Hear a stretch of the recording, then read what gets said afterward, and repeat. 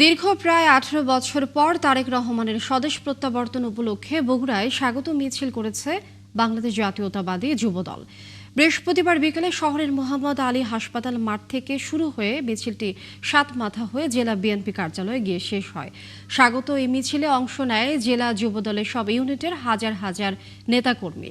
মিছিলের আগে হাসপাতাল মাঠে সংক্ষিপ্ত সমাবেশ হয়।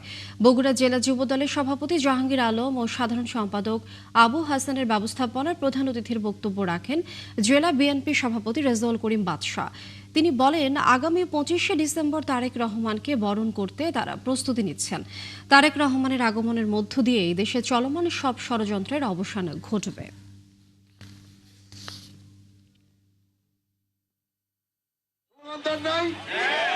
তারেক রহমান আসবে বাংলাদেশে বীরের বেশে। আগামী ২৫ তারিখ ইনশাল্লাহ বীরের বেশেই তারেক রহমান বাংলাদেশে আসছে। সারা বাংলাদেশে আজকে তারেক রহমানের আগমন অপেক্ষা রয়েছে। সারা বাংলাদেশ তারেক রহমানকে শুভেচ্ছা জানানোর জন্য, স্বাগত জানানোর জন্য অধীর আগ্রহ অপেক্ষা করছে।